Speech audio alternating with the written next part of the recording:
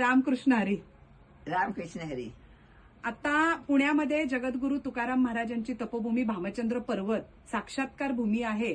तर त्याचा लढा चालू आहे आणि मार्चमध्ये त्याचं आंदोलन आहे. आझाद मैदानावर 10 मार्चची तारीख घेतलेली आहे. 5 मार्च पासून आपण म्हणजे 6 मार्चला भामचंद्र पर्वताची प्रदक्षिणा करून मुंबईच्या दिशेनं जायचं आहे. तर आम्ही आता पवनारला आलेलो आहोत. आपली भेट झालेली आहे. तर तुमचं या संदर्भातलं मनोगत अपेक्षित आहे. आपली तपोभूमी वाचली पाहिजे.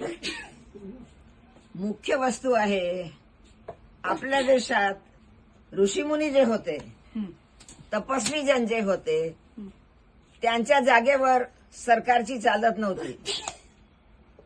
आपल्या सर्व आध्यात्मिक साहित्यात आणि ललित साहित्यात सुद्धा इवन कालिदास महाराजांनी वर्णन जेव्हा केलं आहे, राजा जातो एका आश्रमात आणि तो शिकार करू पाहतो, तर छोटासा मुलगा म्हणतो आश्रमाचा, आश्रमा मृगोयम न हंतव्य न हंतव्य, आणि राजा आपला तीर वापस घेतो. म्हणजे जिथे आश्रमाचा परिसर होता, ऋषीमुनींचा परिसर होता, तिथे कोणाही राजाला काहीही करायचा अधिकार नव्हता.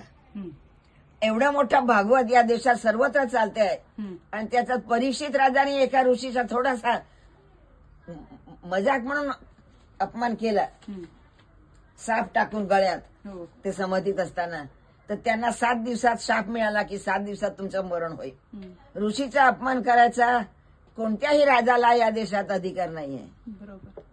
राजा हा राजशक्ती जी आहे ती ब्रह्मशक्तीपेक्षा कमी आहे. आणि तुकाराम महाराज म्हणजे महाराष्ट्राचे मात्र 2च संतांना, हजारो संत महाराष्ट्रात झाले. महाराष्ट्राचा धर्म हा पवित्रतम वैष्णव धर्म आहे. विनोबाजींनी महाराष्ट्र धर्मावर 4 मुख्य आर्टिकल्स लिहिले आहेत की तसा वैष्णव धर्म बाकी कुठेही नाही हिंदुस्थानात. कृष्ण सगळीकडे आहे, पण महाराष्ट्राच्या लोकांनी जो पवित्र महाराष्ट्र धर्म बनवलेला आहे, चारित्र्यवान, आणि आज 700 वर्षापासून परंपरा चालू आहे, त्याचा मुख्य श्रेय सर्व संतांनी तुकोबा महाराजांना आणि ज्ञानोबांना दिलेला आहे. आणि आम्ही सुद्धा महाराष्ट्र धर्माचा जेव्हा जेव्हा अध्ययन करतो तेव्हा तुकोबा महाराजांचे जे इतके हजारो अभंग आहे ते नदीने स्वतः बुडू नाही दिले, असे जे अभंग त्यांचे होते, त्यांच्यावरून आम्ही आपली परंपरा सत्कार्याची कशी चालवायची ते शिकतो. म्हणजे भविष्यात सुद्धा हिंदुस्थानात जे कोणते चांगली कामं होतील त्यांना जर परंपरा चालवायची असेल आणि शुद्ध राहायचं असेल तर तुकोबांच्या चरणी जावं लागेल. म्हणजे तुकोबा महाराज सामान्य संत नाही आहे. ते काय आसाराम बापू नाही की त्यांना जेलमध्ये भरू शकतं. सरकार पूर्ण सरकार प्रणाम करत होती त्या काळची. शिवाजी महाराजांनी मुद्दाम त्यांना आदर करायला पाठवलं तर त्यांनी ते नाकारलं. असे तुकोबा महाराज या देशाची एक आध्यात्मिक परंपराची मोठा खांब आहे.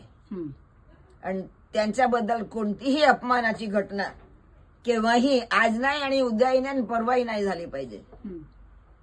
सरकारने पण आपली मर्यादा समजली पाहिजे. तुकोबा महाराजांनी आपली महत्ती समजली पाहिजे.